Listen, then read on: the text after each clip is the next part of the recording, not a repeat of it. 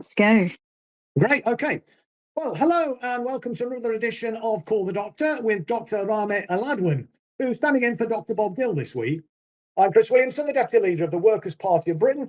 And in today's show, we're going to be picking up on last week's discussion about the Zionist lobby trying to ruin the careers of clinicians working in the NHS with the connivance of the Health Secretary, Wes Streeting. We'll also be talking about the abject failure of the dog whistle tactics deployed by Reform UK and the Labour Party in the Gorton and Denton by-election last Thursday. Reform claimed that NHS hospitals were in crisis because of mass migration. And they also claimed that illegal asylum seekers were obtaining preferential medical treatment over British taxpayers. While Wes Streeting's on record saying that the NHS is too keen to hire migrant doctors. And Reform's by-election candidate, Matt Goodwin, who's also a presenter on GB News, displayed his economic illiteracy as well as his racial bigotry by complaining about how much the British taxpayer paid for translation and interpretation services in the NHS. In reality, taxes don't pay for any government expenditure whatsoever. The purpose of taxation is to bear down on inflation, amongst other things, which includes creating a value for the currency, because taxes have to be paid in pound sterling. But the likes of Goodwin peddle this myth to give the impression that a good society is unaffordable, when the reality is we could have the best public healthcare and other public services in the world. It's not money that the government's short of, it's got access to all the money it ever needs because it issues the currency. So the only impediment in government spending is the availability of things like workers, equipment, energy supplies and infrastructure and various other things like that. In other words, the availability of real resources in the economy, like Dr. Aladwan, for example. But we'll also be covering government plans to give GPs a £3,000 bonus to incentivise them to prescribe weight loss drugs. I'll also be asking Dr. Aladwan about the NHS running out of bone cement for joint surgery, which is something I think particularly relevant to you, Rahmeh, because you are a orthopaedic surgeon, or trained to be an orthopaedic surgeon, are you? So I'd be interested to get your thoughts on that. And, of course, the use of nurse practitioners to cover the work that's normally done by resident doctors in hospitals, as well as anything else that anyone listening to the X-Space version of this show wants to raise. First, let's pick up on the Zionist lobby's attacks on NHS clinicians and the Green Party's anti-Zionist motion, Rahmeh. We talked about that last week. I don't know if you've had a chance to read it, have you? Yeah, hello, everybody. Indeed, the anti-Zionist motion for the Green Party, I believe it's to equate Zionism to racism. Yeah, have you read it, Rahmeh? No, I actually haven't. Have you? I've got it here. So let me quickly run through it. It's quite a long motion, but I think it's worth it just for people who are listening and watching, and then you've got a fuller picture of what it is. There's 8 clauses, I think, to it. It starts off by saying the Green Party declares itself to be an anti-Zionist party. Number 2, the Green Party rejects attempts to normalise the racist subjugation and oppression of Palestinians, to equate anti-Zionism with anti-Semitism, to deny or minimise Palestinian human rights, to create hierarchies of racism, and to normalise or attempt to justify apartheid, ethnic cleansing or genocide. With this, we reject the adoption or use in frameworks of the non-legally binding IHRA and JDA declaration. I think that's the Jerusalem Declaration on Anti-Semitism. Definitions of anti-Semitism, which have been weaponized to silence legitimate criticisms of the actions of the State of Israel. We affirm that definitions of anti-Jewish discrimination should not equate to Jewish identity with Zionist ideology or political practice. As with any ethnicity or faith group, no single political ideology should be ascribed to an entire people. Number 3, following motion EO5, which is obviously a motion that was passed previously, which affirmed that Israel is an apartheid state committing genocide, and motion EO7 supporting reparations and accountability, the Green Party supports the establishment of a single democratic Palestinian state in all of historic Palestine, with Jerusalem as its capital, equal rights for all, and the right of return for Palestinians and their descendants. Number 4, the Green Party affirms the Palestinian people's inalienable right to self-determination, including the right of the Palestinian people to resistance and liberation from Israeli occupation, domination and subjugation, and acknowledges that the struggle to achieve that liberation by all means available means under international law is legitimate. Number 5, the Green Party heeds The call from the Palestinian civil society to impose broad boycotts and implement divestment initiatives against Israel, similar to those applied to South Africa in the apartheid era, and calls upon the United Kingdom government to impose full embargoes and sanctions against Israel. 6, the Green Party calls for the release of all Palestinian prisoners of conscience, including Marwan Barghouti, the end of the use of administrative detention of Palestinians by Israel, and the treatment of Palestinian combatants in accordance with international humanitarian law, including in particular those provisions dealing with prisoners of war in the first additional protocol of the 1977 amendments to the Fourth Geneva Convention of 1949 relating to the protection of victims of international armed conflict. 7, the Green Party calls for the removal of Palestine Action from the list of proscribed organisations in Schedule 2 of the Terrorism Act 2000. And 8, the Green Party calls for the release of all prisoners detained for non-violent direct action in support of Palestinian rights and the end of the genocide, apartheid, and the illegal occupation of Palestine, and supports the demands of the Prisoners for Palestine, much of which pretty much in line with where the Workers' Party stands. But that's it in full. It's quite a long and detailed motion, Rahmeh. I mean, what's your thoughts about it now we've heard the full text, as it were?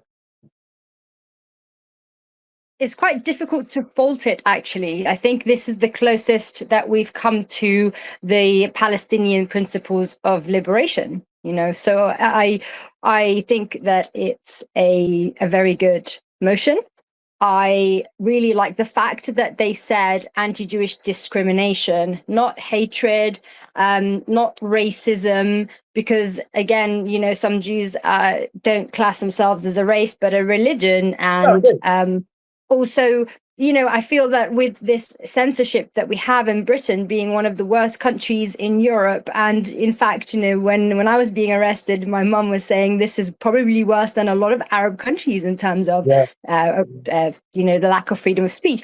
I think the use of sort of hatred is tricky, because actually people should be allowed to love, hate, dislike, whatever they want, but actually in practical terms, it's if somebody is actually discriminating against a group of people for that characteristic. So I think the wording is really good, and it is, when people say racism, I do feel like a lot of our right wing are really put off by it, because they have this kind of belief that racism has obviously been used to kind of shine a light on the discrimination against brown and black people. And right now in Britain, because of a lot of my immigration, they feel that actually in their perspective, it's almost that actually white people are a lot of them say white people are becoming a minority in certain cities, etc. So they have this kind of aversion to this word, but actually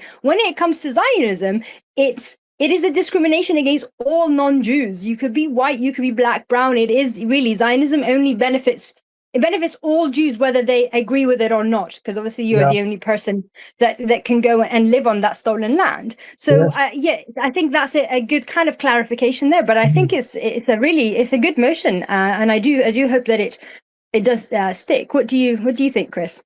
Well, I mean, I agree with you. I think it is a very good motion. And as I say, it is very much in line with where the Workers' Party are at. I know that some people in the Green Party say they're the only party that's sort of taking this stance. But of course, the Workers' Party were there long time ago. And of course, George Galloway's record as an anti-imperialist and breaking the siege of Gaza as he did, and indeed his work in apartheid South Africa, working undercover for the African National Congress, is legendary, and of course his role in trying to prevent the illegal war in Iraq. So we in the Workers' Party have taken a very, I think, principled and correct stance in relation to imperialism across the piece, and have been very outspoken, of course, in relation to Palestine and the Zionist entity. So it's good. But just in terms of relating it back, though, Rahmeh, to the National Health Service, because this is obviously Call the Doctor show today. And as we were touching on last week, I mean, you were arrested 4 times. But clearly, you're not the only NHS clinician who's been targeted by the Zionist lobby. I wonder what your thoughts are. If this motion passes and becomes, which I hope it will, official Green Party policy, the Green Party now has got a lot of members. I think they're saying now they're getting around 200,000 members. There's going to be a lot of those people who are then also NHS clinicians. And I wonder whether, if they speak up in support of this motion, is it going to leave them vulnerable? I think it will leave them vulnerable, won't it, to attacks on the Zionist lobby? And what is the management, do you think, response going to be if Green Party members who are NHS clinicians do speak up in support of this motion? Because, you've said yourself, it's a very good motion, one that you could get behind. And I'm sure it's one that would certainly alienate and anger the Zionist lobby. And I think anybody who did speak up in support of it would be targeted, wouldn't they? I think what it will come down to is a clash of within the institution.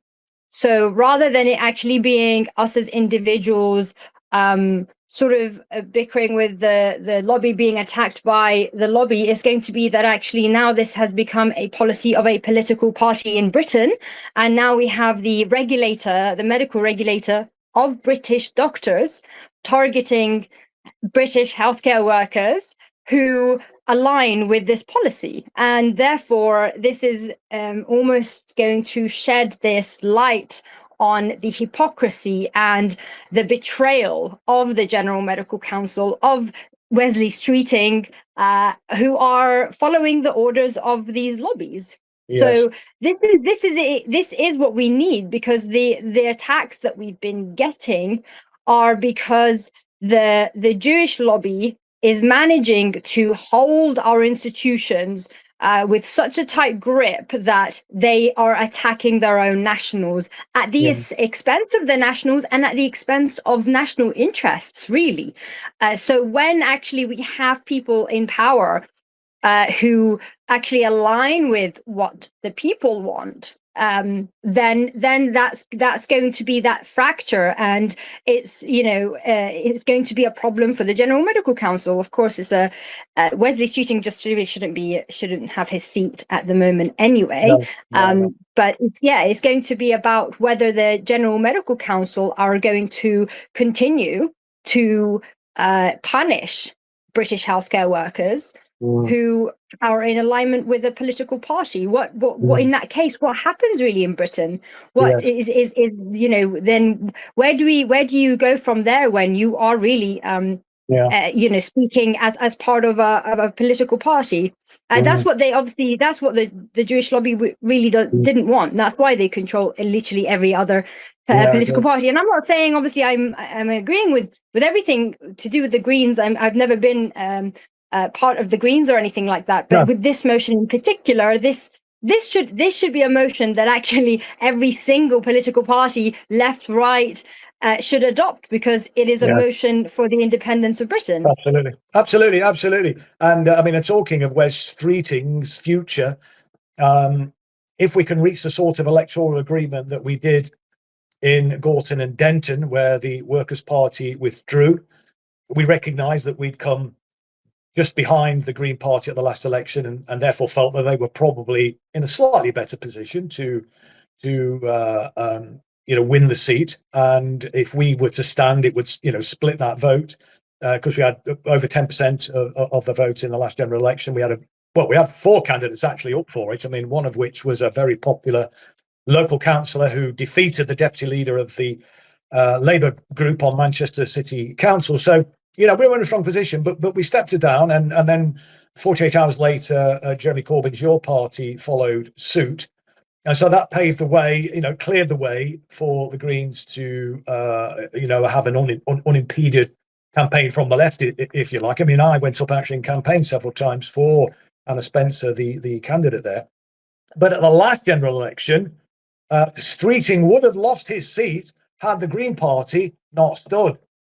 Liam Mohammed would have won that seat. She only lost by 500 votes. And so I'm hoping that next time that we can reach an electoral agreement across the country, between the Workers' Party, Green Party and Your Party, to acknowledge that there are certain seats where the respective parties are going to be best placed to to take the battle forward, as it were, and to have the best chance of winning. And if we can achieve that, I think then, well, I mean, I think it could be toast anyway, but it will certainly be toast if we can get that electoral agreement. Got Hoz as wants to come in, so let's bring Hoz in. So we've got another caller on the X space. So let me bring Hoz in before we go on to talk about the tactics that we used in the by-election in relation to health issues. Hoz, what would you like to say? Not a lot, Chris. I've got my mind on other things in Iran at the moment. I just came in to lend my support to you and Dr. Rahmeh, who's one of my ninjas. I call them my doctor ninjas. I love her. She's, Indeed, Dr. Rahiana, Dr. Ali. They're basically the tip of the spear, and they're suffering the consequences of being the tip of the spear on the front of, pushing the limits and changing the narrative and waking up people's minds to the fact that we can't keep calling it, the Israeli lobby only and the Zionist lobby only. There is a deep-seated, supremacist Jewish people who think they are better and above us. And these three ladies are standing up in the medical profession and suffering for those consequences. And I'm grateful to her and every other person that stood up for Palestine in the last 2.5 years, because that's the most unjust war that I've witnessed in my lifetime. There's nothing that's worse than that. That's all it was. No, thanks for that, Hoz. I mean, and I mean that sort of takes me on to, or leads me into the sort of next point I was going to make, just picking up from some of the themes of last week, because as we were saying last time, Rahmeh, I mean, you're not the only clinician that's been targeted, and Hoz was alluding to a number of other colleagues of yours who have been similarly targeted. So I don't know what your thoughts were in what Hoz has said, and just in terms of this wider campaign against some people. I mean, clinicians should be absolutely valued. Well, they are valued actually by the public in reality. But this abuse, and it is abuse that you're being subjected to, and denying the public your services, as it were. I mean, the waiting lists are a lot, through the roof and so on, aren't they? So I mean, we can ill afford, can't we, to dispense with the services of highly accomplished clinicians like yourself and colleagues. So what's your thoughts about that, Rahmeh? Thank you, Uncle Hoz, for your words. And I just want to say, Uncle Hoz is Iranian, and I'm very, very sorry for what is happening right now, and for the really awful stance that our British government is choosing to take when schools are being bombed and little Iranian girls are being murdered in front of us. Thank you for your input. And I think, actually this, you're completely right. We've been punished, myself and other healthcare workers like Dr. Rahmeh Ali and Dr. Ellen Creasles, because we dared talk about Jewish supremacy, and the world there are seeing that now in terms of it is a lot more than just Israel, and there is this force of supremacy that we're up against. So I think it's important that the conversation has moved. Unfortunately, of course, those of us who have been suspended and have been attacked and arrested, we don't have justice yet, even though we've kind of been vindicated in real time, really. We've been suspended whilst standing against the murder of children. So I do hope that actually when the time comes, when we are appealing, when we're appearing in the High Court, and when we face Wes Streeting, our government police, the bails and the appeals at the tribunals, that things shift, because you've got all of us who have been suspended that I know of, and I know there's way more people who are being targeted. These are people who have not committed any clinical errors. We have not hurt the British public or patients. So my petition for reinstating me and for the GMC to drop the investigation I think it's got nearly 13,000 signatures. Right. So, compare that to, for example, the potentially maybe up to 30 or max 50 sort of random complaints, mostly anonymous or by the Jewish lobbies and Zionist Jewish doctors. That is almost the establishment telling us that they value those voices more than the almost 13,000 signatures that I have.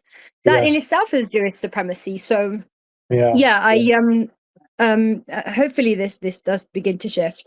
Yes, indeed. And there is a link on the screen for the StreamYard for the YouTube, beg your pardon, viewers, excuse me, on Tuesday when this show goes out in video form. So people I actually will be think able to... mine has signed me out. So apologies, I'm going back onto the StreamYard. Yes, indeed. I was just about to say that it looks like on your StreamYard, your image is no longer visible to me. So maybe you could sign back into that. Yes, if you could. It's loading now. Apologies. Is it? If you could load that Technical difficulties there. Apologies. No, that's okay. Well, while you're loading that up, I mean, of course, just talking about the situation in Iran, it's absolutely outrageous. I mean, clearly illegal. I mean, these people are sociopaths that are doing this. And what's absolutely sickening is the support that's being given to them by the British political class. The Foreign Secretary, couldn't find it within herself to condemn the Zionist entity and the United States, which is a puppet essentially of the Zionist entity, and turned her ire against Iran. And it's kind of unbelievable. I mean, no commentary whatsoever, as I've seen anyway. I don't know if you've seen anything, Rahmeh, from our leading politicians about the fact that I think you just touched on this, that around 150 little girls are slaughtered by these missile attacks. It's kind of just sick, isn't it? What's happening in Iran is just their war crimes upon war crimes. The so-called Jewish state has forced the US administration into this war. And coerced it, obviously, and blackmailed it, as we know. From the start, this was an illegal act of, war crimes and breaching the sovereignty of a nation. This was unprovoked. We have Keir Starmer coming out with a disgusting speech, basically saying that he's not involved, but that he's, we know that our British aircrafts are in the air. So you are involved. You are part of it. Keir Starmer's wife is a Zionist Jew. They have family in Israel. Whenever Keir Starmer or our politicians who are bought by the Jewish lobby say that our nation or our country, they're not talking about Britain, they're talking about Israel. And I think that's what the British public needs to understand. We have certain media personalities, British people, coming out and saying that Iran targets Britain or that they were a threat or whatever. Iran has never been a threat to Britain. Iran is a threat to Israel only. And the only reason that British people would ever be a threat is if they're trying to kill Iranians and trying to topple their government, which we have no business toppling. Actually, yesterday, the foreign minister of Iran put out a thread on Twitter, and he explicitly said that our enmity is not with the American people. It is with the Zionist entity. It's with Israel. And that's the clarification that actually the Palestinian resistance, like Al Jihad and Hamas, have said continuously. We have no issue with British people or Western nations. They're people themselves. Our problem is with this terrorist entity between us. So, I know I haven't seen anybody from the ruling class, if you want, except for, I guess, some of the Greens and the Workers' Party say anything. No, nobody from Labour has dared to call these war crimes out or condemn the murder of these poor little girls. No. No, absolutely. And of course, and Sir Keir Starmer is on record saying he supports Zionism without qualification, and clearly there's yet another example here with his statement. Yeah, without qualification, even at the expense of bombing a school and murdering girls. And the murder of Ayatollah is a war crime. We cannot, people are celebrating it, those traitors and Zionists in Golders Green in London, and even some of our, the GB News kind of crew. It is disgusting, because what we're seeing is so dangerous. We're seeing Israel and all of its followers changing the rule of law that we're meant to have. If people think that for now it's Muslims or Arabs whose leaders are being assassinated and murdered, that it's not going to be other leaders after. I mean, we saw it anyway in Venezuela, didn't we? They're changing the world order in a really frightening way.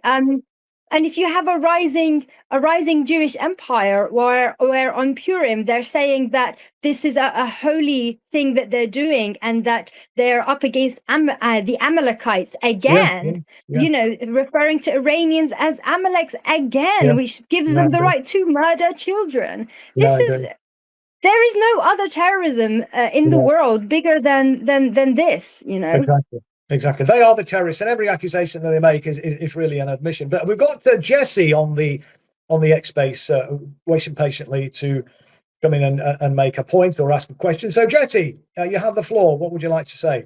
Guys, greetings to you both. I mean, it's a very perilous situation with the situation in Iran. I just got back from the RMT conference. So I'm a rail worker, and I can tell you, all my comrades in the RMT support Palestine. We're backing, support Iran in this conflict. They might not always be necessarily sympathetic with the Iranian government itself, but we know who is the real aggressor. And I just want to say that what I'm trying to do in the RMT is really now transform it into playing an active role in preventing our government's ability to wage these wars of aggression. We've got 5 ports in the United Kingdom, which take up 90% of British trade, and they're organised in the RMT. So our union is small. We've got 83,000 members, but we punch well above our weight in terms of our industrial strength. And what I really want to get the RMT to do and pass a motion is a motion of no cooperation, right? The RMT has the power, organised workers have the power to stop our government's ability in waging these wars. And we see actually doctors taking a leading role in that. It's the doctors in Britain who have a huge respect for human life, who really see the sanctity in human life that people in other professions don't quite do. And that's why they're the leadership. But it's now time for transport workers to step up and take action to stop these horrendous war crimes. Yes, indeed. Well, all the very best of luck with that, Jesse, because that's such an important cause. And as you say, the RMT is a particularly powerful union because it has the ability, as you say, to grind things, because it's got workers in very strategic roles in that sense. So they could do that. And there is a tradition around the world of trade unionists, acting morally in this way to address kind of war crimes and so on. And indeed, in this country, I mean, let's remember it was Rolls-Royce workers that grounded Pinochet's Air Force after they'd launched a coup against the socialist president Salvador Allende back in 1973. And I know this will be ancient history to some of our listeners, I'm sure. But we've done it. The trade union movement has done it in the past. It's doing it now in different parts of the world. It should be doing it here. So all the very best of luck with that, Jesse. Have you got any comments on that, Rahmeh? Thank you for that, Jesse. I actually didn't know that you had 83,000 members. That's incredible. And this is kind of what we've been waiting for. It is the power of the workers and the unions.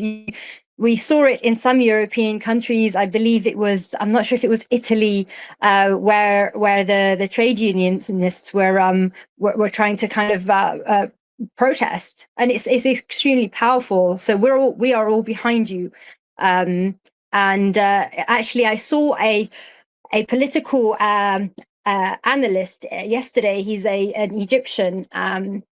And he actually spoke about the importance of Iran and Greenland in terms of trade, because obviously we focus on the expansionist nature of this kind of Pax Judaica of Israel and the stealing of land. But he was talking about the importance of trade in those two key regions, and why Trump would be going after them alongside of Israel. So I think, yeah, your kind of actions would be incredibly important in this. So all power to you. Great stuff, mate. And you know, and obviously keep us posted, Jesse. Maybe come on again and tell us how that's gone when you've put that motion. Let's move on if we can then, Rahmeh, just to talk a bit more in relation to kind of NHS matters. And as I mentioned in the introduction, in the Gorton and Denton by-election, I mean, the issue of health did come up, was used by both the Reform UK Party and the Labour Party it was kind of dog whistle politics, really. They were trying to sort of, as it were, frighten people, and they were saying things, for example, that, you know, Britain's hospitals are in crisis, and immigration lists have never been, you know, worse. And they're putting that exclusively down to mass immigration. Now, I'm sure, you know, immigration has had some impact, but of course, the way they're organising the National Health Service, the fact that I mean, they're obviously suspending people like yourself and many other clinicians, etc., you know, weren't helping that regard. And we know, we're going to be talking about this next week, where there is huge numbers of qualified GPs who can't get a job in GP practices, partly because of the lack of funding which is available to GP practices.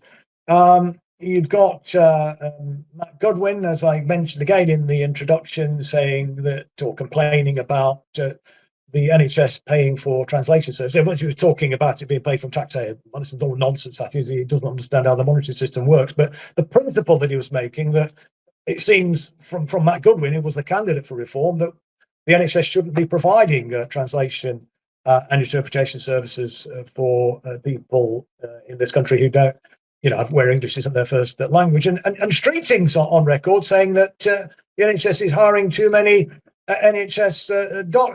NHS is hiring too many migrant doctors. What's your thoughts about those sorts of tactics in an election campaign, Rahmeh? It's kind of, it seems to me to be playing to the lowest common denominator, really, and trying to frighten people rather than, in my opinion, you know, talking about solutions. It seems to be, you know, the kind of othering particular groups in society.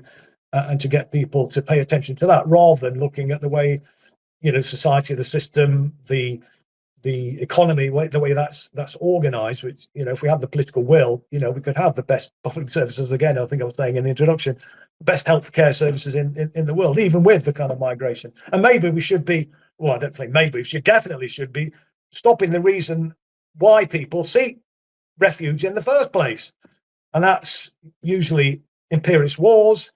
It's the economic sanctions which drive people to desperation, and of course flogging weapons to despotic regimes to oppress the people.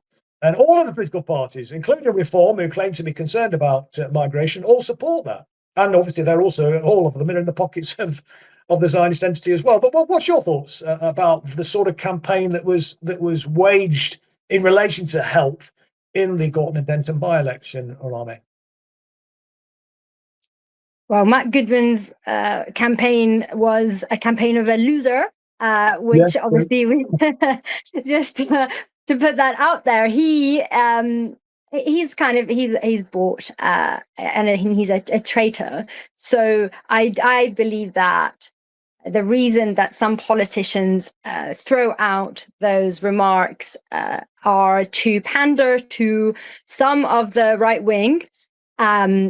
and just to kind of try and shift some of the people who are being put off by reform, because I think it's, you know, people are en masse are being completely put off because a big chunk of the right wing are unhappy with the level of migration in this country. I don't blame them. I think, yes, there is a really large percentage of migration in this country, and it has cost not cost, but it's been at the expense of the working class, at the expense of the British nationals. So I agree with them on that, and I think the people can't escape that now, especially if you're claiming to be a right-wing party. So I think he's pandering to them in that sense, but at the same time, he has to do it in a certain way to because he in himself is an imperialist and a capitalist, so he's got to add the scapegoat, because God forbid people actually have a, like you say, a solution. People, God forbid he comes out and says, well, what we need to do is actually implement this policy. What we need to do is, okay, we want to close the borders, but what is happening in our borders? What is the level of illegal migration in this country? Very small. It's in like it's in the single digits, I believe, isn't it? Compared to legal migration. So who's allowing legal migrants in, and why? And like you say, okay, there are wars and the economic sanctions, but at the same time, our elites, our ruling class, they want them because they want them for cheap labor. They want them because they do not want to pay us the wages that they pay us. And actually, I saw that happening in my everyday life as a doctor. I saw the increase in migrant doctors in the hospitals, and they were taking up. Actually, I felt bad for them and for myself at the same time, because obviously I am educated in Britain. That's where I've grown up here, and I'm trained in the system. Whereas they would come, we would both get paid less. They would not know the system. So I would have, if I'm, for example, on call, if I'm doing trauma and orthopedics and I go to A&E, the A&E doctor might be from Nigeria, might be from China, because obviously, again, they keep talking about Muslims, but the highest level of migration is India, China, and then Nigeria. And I would actually have to teach them some of the system, or I would tell them this was maybe the wrong referral to me, something like that. I'm not saying that that was always the case, but this is the struggle they would be going through and I would be going through. We'd both get paid less. And when I was looking to enter my training, there are less training spots, not because they're taking the training spots. The immigrants are not taking them. What the government does is that it decreases the amount of training places available, and instead gives the migrants they're just called trust grade jobs. So they're not being trained, and less of us are being trained. So then they don't progress, and we don't. And then what happens is that we end up competing for the house, for the trust grade roles.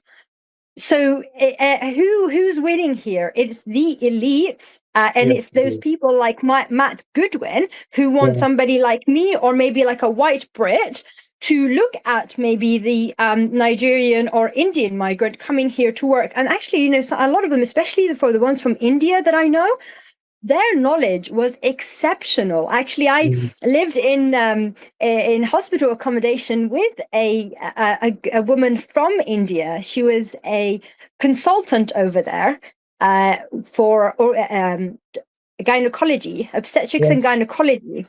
And she was exceptional, to the point where even when she came, she was disappointed in the level of the NHS in Britain. She told me, I came here to be, doing things that we were not doing in India. She said, I'm seeing women who had been waiting for a certain surgery for months. I would do that on the same day in India. These are the third worldists that they want the right wing to scapegoat and to dislike. So she actually ended up going into the private sector. But whilst she was with me, and I was in my foundation years, she was teaching our consultants, our British trained consultants, who were being taught by her instead of the other way around. So this is what the Matt Goodwins want. They want us to scapegoat these people rather than give us solutions because the solutions are against their interests. Oh, indeed. I mean, and you know, they, like you say, they kind of want the cake and eat it. The elites, you know, they want a kind of a pool of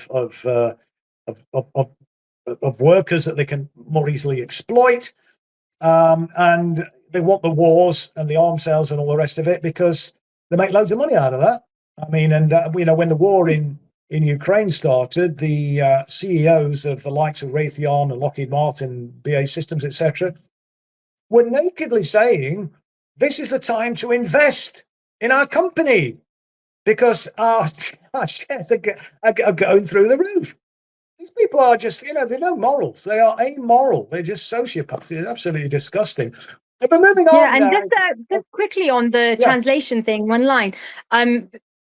Look, if we bring in immigrants, if they're in this country because of our policies and because of what we do with our foreign policy abroad and our border policies here, what does do the Matt Goodwins want us to have them in the hospital, maybe with life-threatening injuries or issues, and not be able to speak to them? That's not they always pick at the kind of the presenting issue rather than, like we say, the core issue. What are you expecting British doctors to, if I go and speak to a mother who has been bleeding and had a miscarriage, that if she cannot speak English, that I tell her she needs to go home? Is this the level of immorality that we're talking about? And he claimed that it's costing about 50 million or something to translate. Well, it cost the NHS billions. It was over I don't know if it reached 2 billion for the doctors' strikes.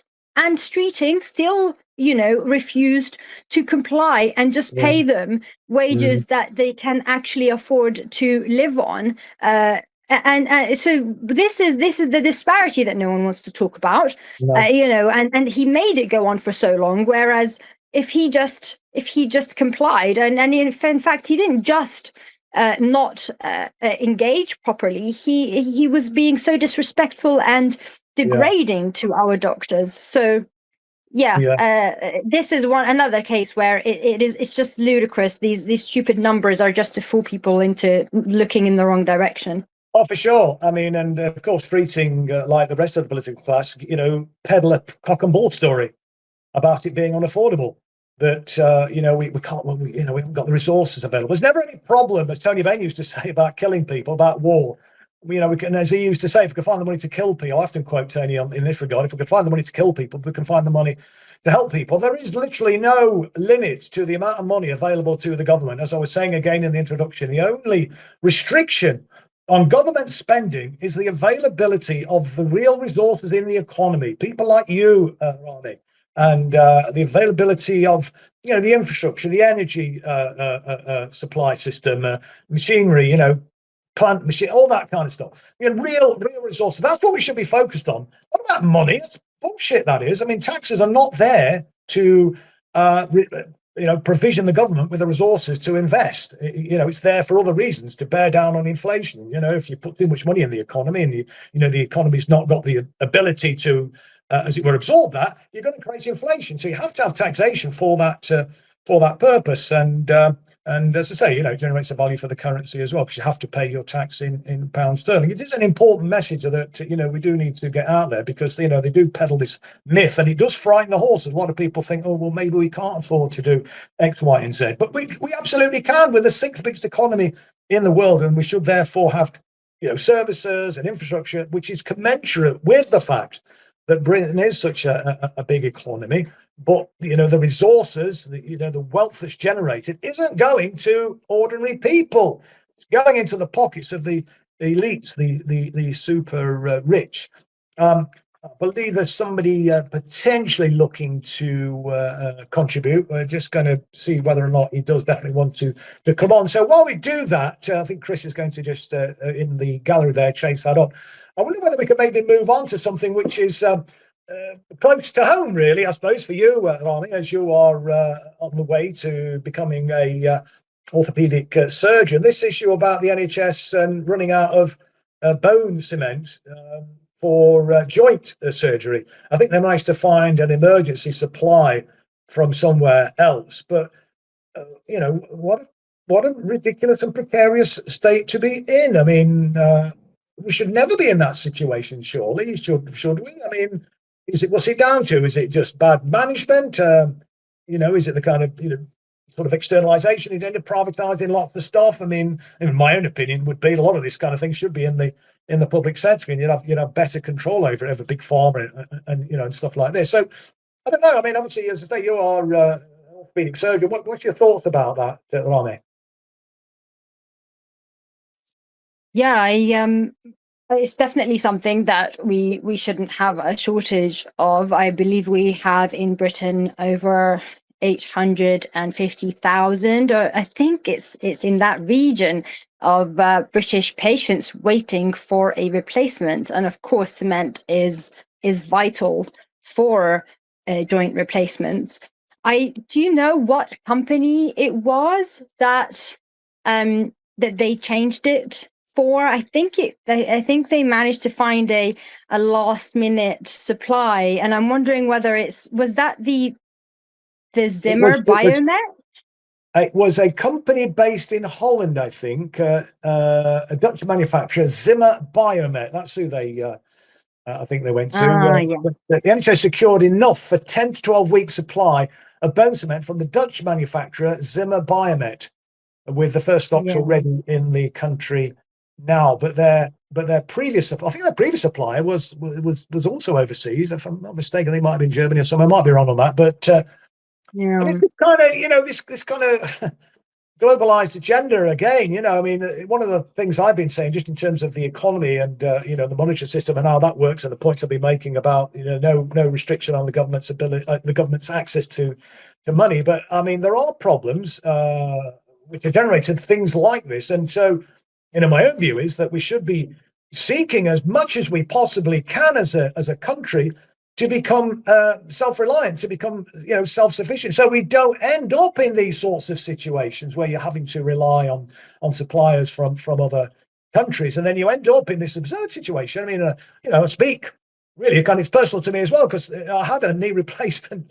surgery myself last year, and I wouldn't have been best pleased if it got cancelled at the last minute because they haven't got enough, or they haven't got any of the cement that they need. Frankly, I didn't know they used cement. Actually, I used to be in the building trade, and I know it's a different type of cement, but it surprised me when there is a sort of use of cement in the process. But yeah, I mean, it's just the whole thing is just crackers, isn't it?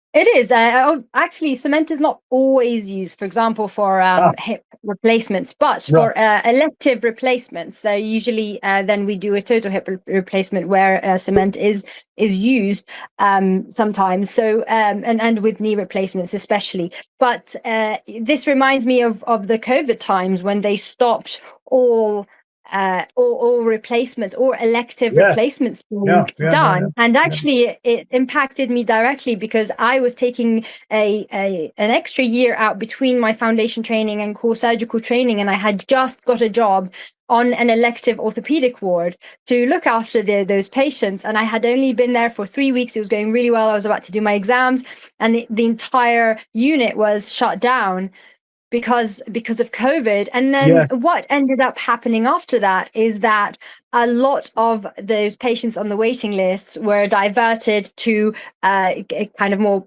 private. So the NHS was hiring private teams to come in and carry out those operations, so costing us a lot more.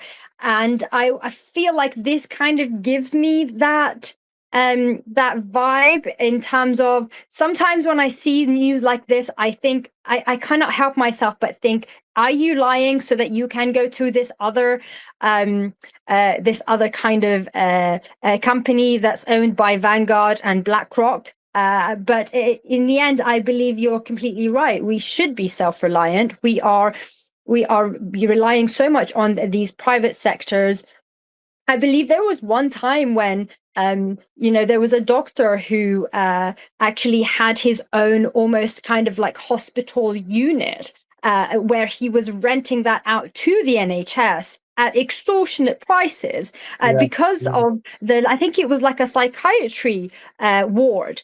So the NHS is being exploited from all directions, from they're all working in tandem with our politicians, unfortunately. And then our politicians come out and complain about immigrants not being able to tell you why their child has been coughing. It's, you know, it is really disgusting. And you're right. I think you need to nationalize so much more.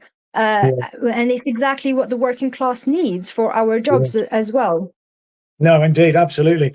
There's a couple of comments before I move on to the next point from one of our listeners on the X space, Rahmeh.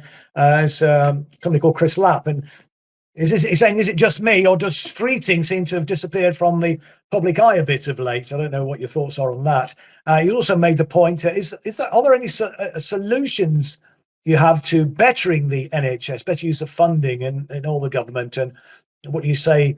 Sorry, big moment to say, and or what do you see ways to begin this? I mean, this is something that Bob has talked about, really, that it's not just about putting more money into the National Health Service, but a lot of the money that is already going into the National Health Service is wasted through externalisation of management, etc. And that needs to be done. That needs to be addressed, you know, before we start talking about additional money. I mean, Bob's point is if you simply just put more money in, it will be siphoned off to the privateers by and large, you know, and then it won't necessarily have the desired effect. And we're not hearing that from our politicians. I mean, some of them, you know, talk about, well, we need more resources.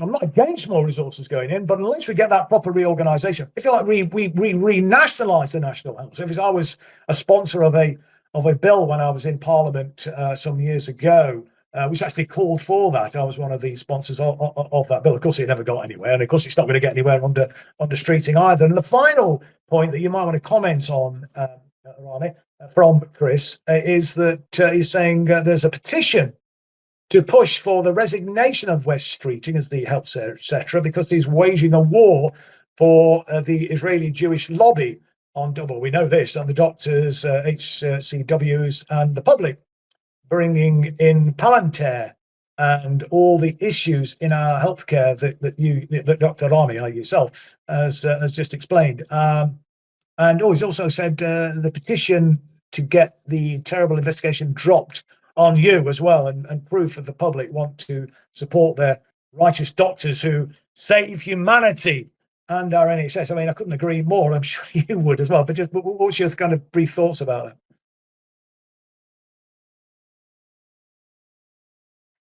In terms of Wesley Streeting, I agree. He's been missing in action after the disgrace, I guess, by Peter Mandelson. I haven't really seen him either. No. I don't think anybody is missing out on that. You know, I think I'm hoping if he does come back, it will be him resigning. So yes, please share the petition by healthcare workers against censorship for him to resign. I will try and share it in the chat in a bit.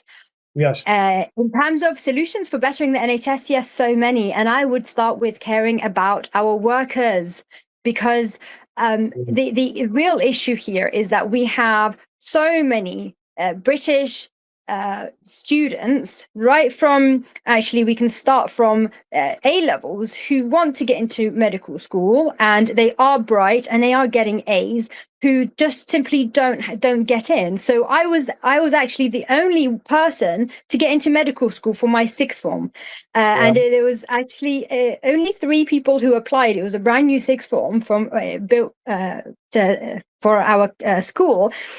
And the other 2 who applied, one of them, I got good grades. I got an A star and 4 A's in A level, but he got 2 A stars and an A, and the other one got 2 A stars and an A, and they had applied and they didn't get in, but they got in the next year. So that's like a whole year there of those really great, you know, highly intelligent students that could have been doctors already. And so, you know, we have our uni spaces, and, you know, we pay for our uni. You know, most the medical students come out with 60 to 80,000 pound debt. So there is no reason why they're not increasing those spaces. That's not costing anybody but the medical students themselves. Yeah. In terms of course, training each medical student being trained, it costs, to become a doctor, it does cost like 100,000 or more. But here I am, for example, I could be helping, tens of patients a day. So obviously that goes into it. But in terms of the real structure of the NHS, I feel that we can actually have something to learn from the American model of healthcare, not in terms of the private, but in terms of how they look after their own. So here, once you finish, you go into foundation training, and that used to be almost guaranteed that you'll be a foundation doctor. Last year, I believe there was a record number of British medical students not getting into foundation training. I think I saw the figure 7,000 or more, which is absolutely atrocious. I think before in my days feels old saying that, but it was a single or double digits of medical students who wouldn't be foundation doctors. That is a big problem, and obviously part of that is the fact that there is no roles. And whenever you say, okay, well, increase the amount of jobs, people think, oh, well, you just that's more money.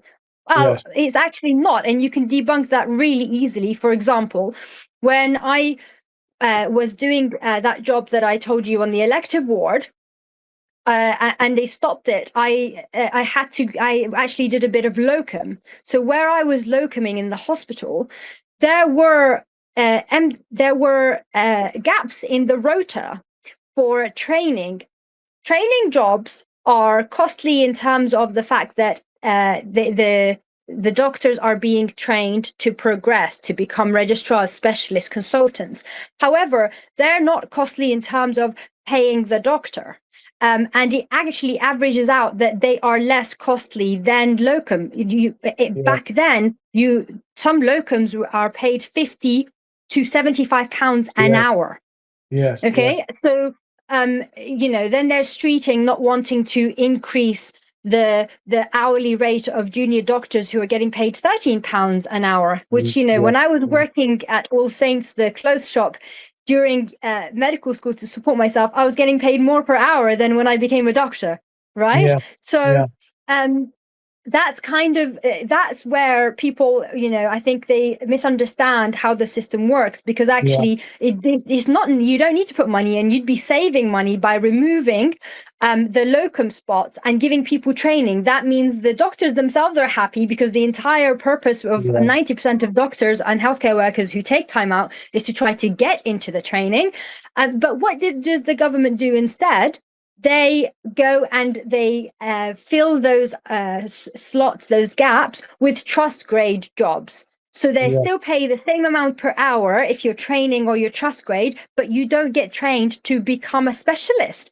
So it's at the expense of the doctor, it's at the expense of the British public, but the government pays the same. It's really it's really mind-boggling, really. And and the last thing is that there is no real help for doctors to progress through their training. In the US, doctors go straight into being a resident doctor for a year. They pick their specialty, they do that for 4 years, and then you're an orthopedic surgeon. Here you do 2 years of training, you have to apply for core surgical training for 2 years, then you have to apply for specialty training, and you do that for 8 years, and you become a consultant. And if 2 people apply, only 1 gets into the first slot, and even less afterwards. It's almost a system that doesn't want specialist doctors, British doctors. The system is totally against you, and that could all be changed and save money at the same time. So they have loads of ideas there. Absolutely should be changed, Rahmeh. And we certainly shouldn't be charging tuition fees to any student, let alone doctors. I mean, you're a national asset, for Christ's sake. And not only should we not be charging you tuition fees, we should be providing you with a maintenance grant as well. And this isn't pie in the sky and some sort of liberal kind of lefty nonsense that could never happen. It used to happen. That's how we used to run the system. And let's remember, in Scotland, it's not a lefty stance. It's not even a lefty stance, because Well, actually, exactly. if you ask a lot of the right wing or centrists, national interests are not a leftist interest. Well, It's a exactly. national interest. Exactly. We need to be making that case very, very loudly.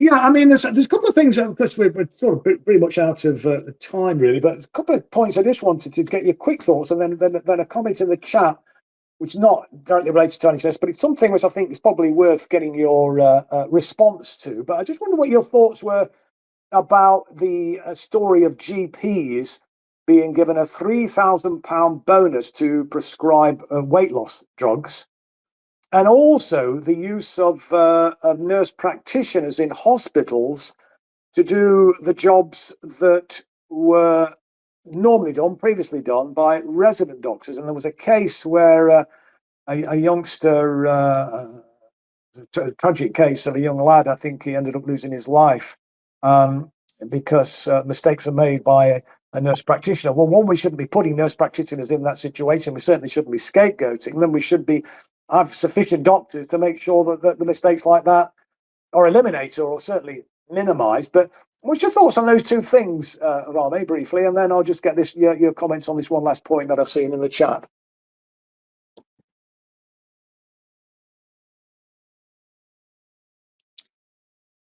Yeah, Manjaro is a drug that has been given. It started as a drug mainly being given to diabetes patients, and now I guess it's being used for weight loss. I'm totally against using medication for things that could be prevented by lifestyle choices. But again, we are in a system that is is not wanting to actually help those of us who are looking at real kind of chronic illnesses to actually even reverse or manage.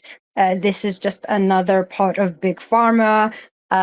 It's just, those £3,000 grants, but what we're given to the actual companies, the corporations, are extortionate amounts of money. And I have seen it firsthand where the GPs that focus on lifestyle and functional medicine are really looked down upon in the NHS, because again, you are not feeding the elite class and the capitalist system. So what have you seen kind of is there a general, I've not actually seen what the public think of this. Have you seen the consensus or any discussions in the public sphere? I'm not seeing any polling. I'm not seeing any polling on it as such. I've seen some obviously concerns raised by various commentators about this, and certainly about the idea of forcing, effectively, unemployed workers who are overweight, almost kind of forcing them as a condition of continuing to receive any kind of assistance from the state in the form of social security. The government likes to refer to it as welfare, but that's a pejorative term.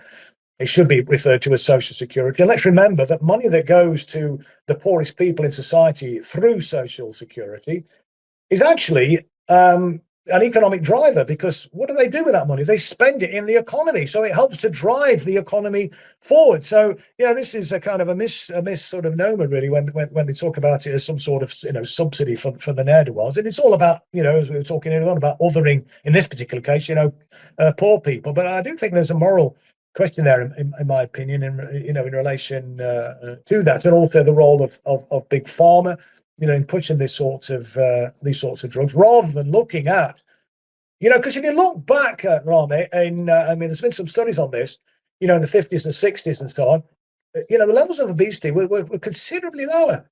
Now, lifestyles were much more different in those days, of course. There were many more people working in manual occupations, even people working in white collar occupations had to move around, shift files around, etc. They were a lot less sedentary in that sense, whereas now, the advance of new technology, people tend to be sitting at the desk all day. There's no need for them to get up, and this is creating a problem.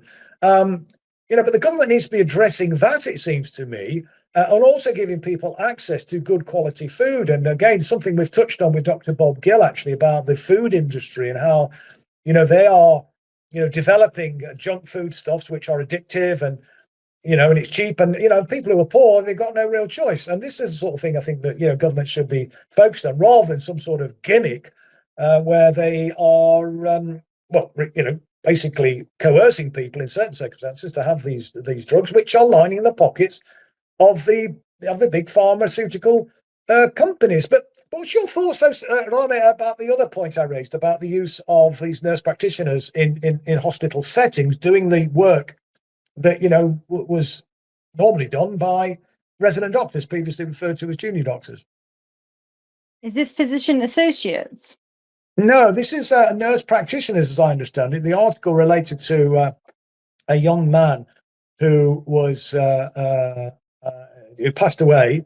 He was discharged from the Grange University Hospital.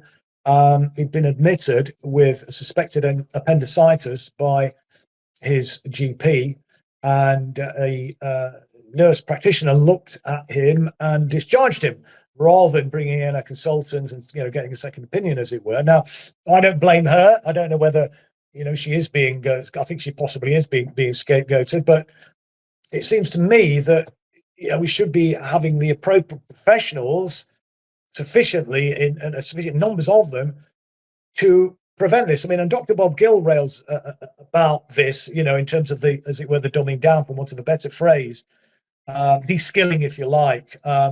And diminishing the status of professionals like yourself, highly trained, and giving the impression of people with much less training, making very life or death diagnoses on people, etc. And devastating consequences can ensue. And so I just wonder what your thoughts were on that. I mean, this is one particular case, but this is not an isolated case, of course.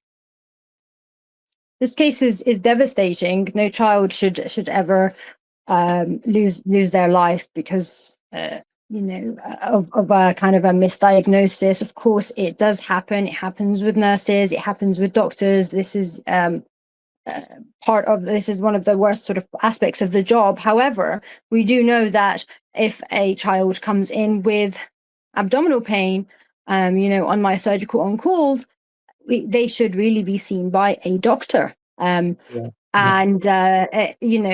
abdominal pain in of itself, let alone in a child. So this is one case of as part of a really big problem of the increase in number of nurse practitioners and physician associates, not just that is at the expense of the number of doctors. This is the issue. So it's not about demonizing physician associates, for example, are meant to be there to their role is to help the doctor. And with nurse practitioners, it's about alleviating the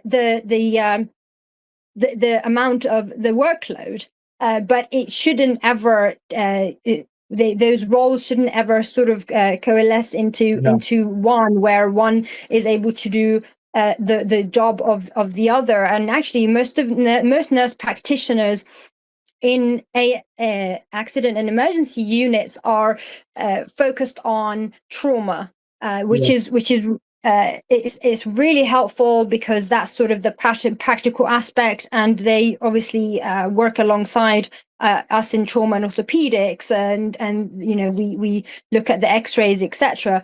But if you're having more of them in other specialties, especially in pediatrics, not having the oversight of doctors, I believe it's dangerous. Doctors have been sounding the alarm for a very long time. There was really there's a lot of unhappiness and frustration with this issue last year, and obviously it's part and parcel of the problem that we were talking about in terms of the lack of training for doctors, the lack of spaces for doctors, and the lack of care. So we're looking at an NHS, unfortunately, that is de-skilling its practitioners, its doctors, and it is almost replacing us with people who should do not have the skills to replace us,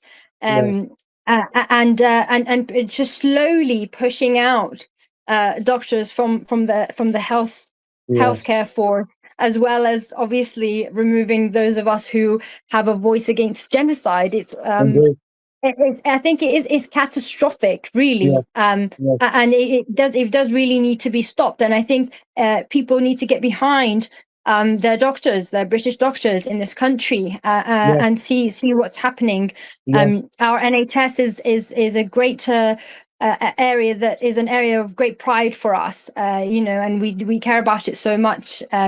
It is really a shame what's happening, and we shouldn't believe what Streeting is saying in terms of he's making remarks against certain aspects of it, but he's literally part of the system. He is the reason it's happening, and so were the Tories. So would reform be. So would any of these. Well, reform would probably be worse, but anyway, if that's possible. But exactly, yeah. So I think we probably, from everything we've spoken about today, there's a real need for the people and the voters to apply pressure when it comes to our NHS, and just demand that it's renationalized, and demand that doctors are trained. Absolutely, Rahmeh, and I certainly agree with that. My pessimism, though, is that with the political class that currently occupy the green benches in the House of Commons, they will not listen to us, even though it's still important to put pressure on. And that's why, coming back to the point we were talking about a bit earlier on, about reaching some sort of electoral agreement to get, between the progressive forces in Britain. And there is a majority, in my opinion, of people in Britain who want this, who want a good society. We can afford a good society for the reasons I've already outlined. But unless we can coalesce and we can combine and reach a pragmatic, practical electoral agreement, then we are heading towards a proto-fascist government in terms of reform. And, they will go even further than the Labour Party is doing now. I mean, Nigel Farage has talked about, for example, introducing an insurance-based healthcare system similar to the United States of America. It's appalling right now.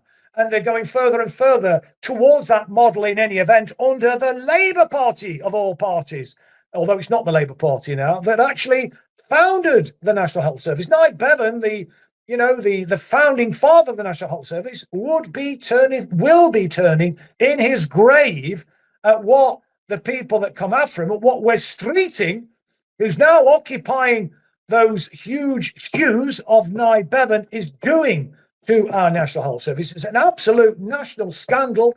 And, we've got to come together. It's important, as you say, that the people bring that pressure to bear, but it's also very important for those politicos who are involved in those parties. I've mentioned the Workers' Party that I'm a member of, and the Greens and the Green Party, and your party, Jeremy Corbyn, is Zionist Autonomous Party.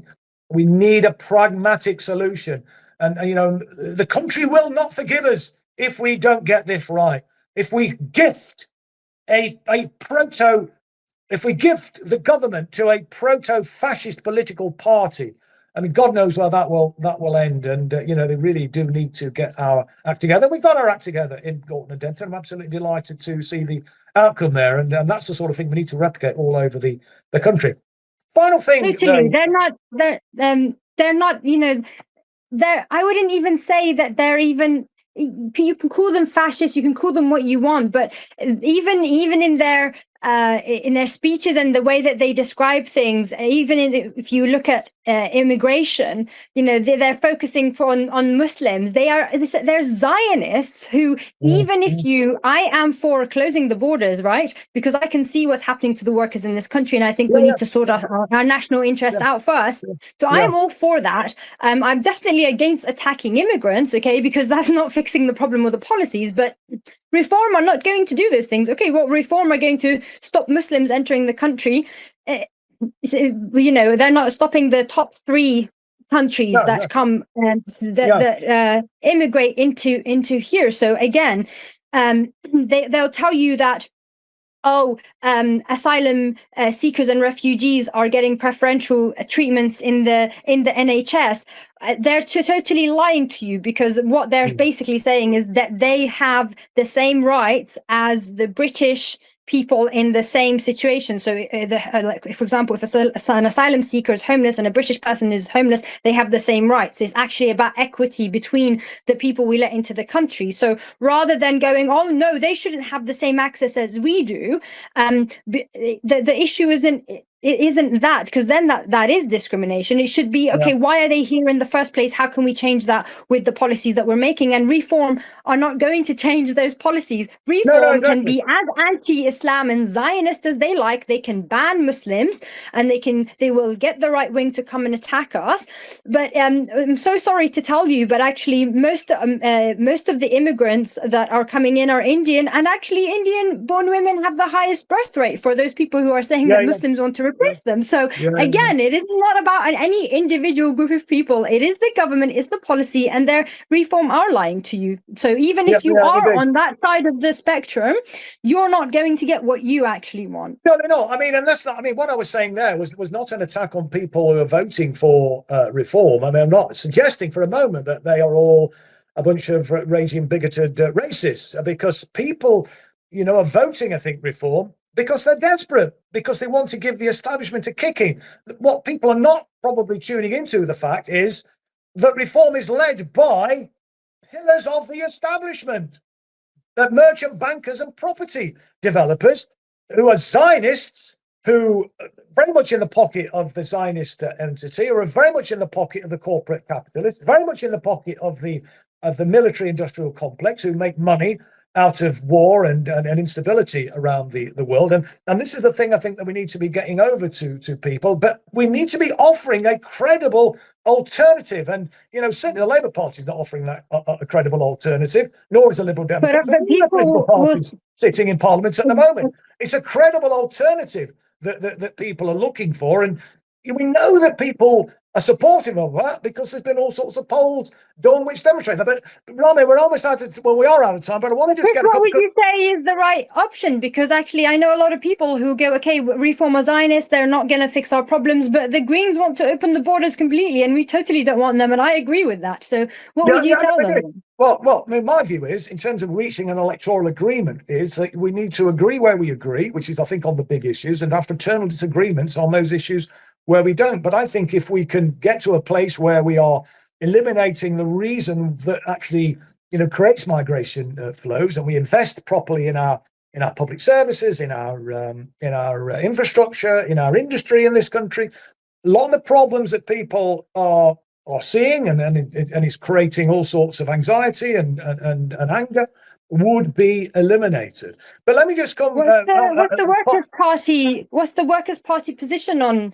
That's kind of what I was trying to get at there. What's the Workers' Party position on immigration? Maybe for those people who are wondering. No. We acknowledge that there are concerns about migration, and indeed have made the point that mass immigration, and open borders is not a good thing, frankly, because it works to the benefit of the capitalist class. They exploit workers, etc. It drives down wages and so on, creates tensions and all the rest of it. But furthermore, it actually denudes the countries from which many people have come, from the brightest and the best. And what we need to be getting to a place where the points I've just been making around the kind of policy agenda that we need to be pursuing in this country, but we also need to be pursuing a benevolent and a cooperative relationship with other countries around the world, so we can kind of trade and work with and help to develop the economies in these other countries, so we can all rub along, together in that sense. But unfortunately, we've got politicians who are currently sitting in the House of Commons who focus on the politics of division, and we want to bring together. I think, to be fair, the Greens do, but we don't kind of agree with that. But I think if you actually look at the sort of detail of the policy that they are putting forward, because often it's actually misrepresented in that sense. They're maybe not that far from the sort of position that I think you and I are taking on this, Rahmeh. But as I say, we've got to find an electoral arrangement, and we may have some differences on issues like that, and that will have to be sorted out, in the fullness of time, if indeed we get a collaborative government into office. But on the key issues around the economy, around stopping wars, and imperialism, and ending relationship with the Zionist entity, etc. If we can agree on those issues, then we are more than halfway there. Let me just ask you this last point, actually, because one or two people are a little bit uncomfortable with this notion of Jewish supremacy and so on. And there's a couple of comments in the chat. I just want you to respond to this, because I know you will have a good response to it. But can we please differentiate between, as this person put it, Zios and Jews? Just set out why you refer to Jewish supremacy and so on, and not simply talk about it's all about Zionism. It's a bit wider than that, but just outline what you mean by that, and then we'll have to close the show, I think. Rahmeh. This person must not follow me then, because I say Jewish supremacy all the time. Jewish supremacy is the issue, and it's not just Zionism. Zionism is the issue in Palestine, because that is the project of a Jewish homeland in Palestine. The premise of that is that Jews are allowed to live on stolen Palestinian land. Why can Palestinians not? Because they're not Jews. Where does that come from? It comes from Eretz Yisrael in the Torah and the Talmud. It is their divine decree almost to take Palestine. So yes, it is imperialism. Yes, it is colonialism, but it is based on theological Judaic doctrine for the messianic age to come. And that might not be the reason that our non-Jewish elites support it, but that is why the Jewish colonizers in Palestine, that is the reason that they support it. It is that system of Jewish supremacy. And then that is why I say Jewish lobbies, because it's not just the Israeli lobbies. It's not just Labour Friends of Israel. It's the Board of Deputies of British Jews. The biggest organization for Jews in this country, where the rabbis are democratically elected to represent them. They're Zionist. Chabad, 74 sites across Britain, ultra Zionist. They believe that Jews have holy souls, non-Jews do not. So it goes beyond just the Zionist project. It goes on to how people who believe in it look at non-Jews. There is a distinction between Jew and Gentile, or Goyim, like we saw in the Epstein files. So we cannot fix a problem if we do not talk about the root cause of it. Because if you say Zionism, or we have to de-Zionize or whatever, we don't know where it's coming from. When you say Jewish supremacy, we know who it is benefiting, and then we also get to go into where it's coming from. And it is coming from Jewish doctrines, it is Jewish religious teachings, which at some point, obviously, the real goal is to have those teachings either reformed or sort of relegated to the past, so that they're no longer being taught to Jewish children or the Jewish community as okay, as all right for them to do and go ahead and colonize Palestine. That's why we say Jewish supremacy.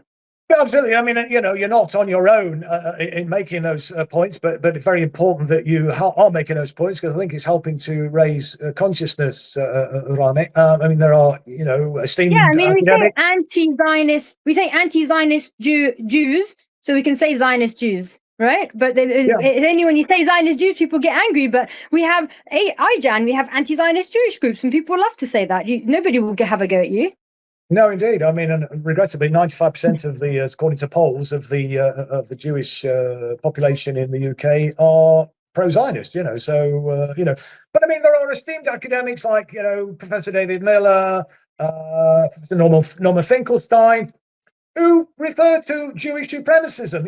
So you're not kind of an isolated figure in that sense. It's this is an acknowledgement, a recognition, I think, which is gaining attraction, and it's I know some people find it a little bit uncomfortable, but I think This is about raising confidence. It's not being bigoted. It's just kind of stating facts, isn't it? But anyway, look, Rahmeh, we've run out. Well, we've got over time. We've gone half an hour over. But thanks very much indeed. It's been really, really stimulating, interesting discussion. It's created a lot of chat on the X space and so on. Really appreciate you joining us again and stepping into the breach, because Dr. Bob Gill wasn't able to participate this week. But Bob should be back next week. But Rahmeh, you'll always be welcome whenever you are free to join us, because you definitely do simulate a lot of discussion. I think you have a lot of supporters out there, a lot of people who are interested in your take on issues, and I think that helps to drive traffic to the show, and that's obviously very, very welcome. So thank you very much indeed for joining us today, and thank you everybody for tuning in, and those of you that are going to be watching this on video, thank you for watching that as well. And we'll be back at roughly the same time, might be a little bit later actually next week, but until then,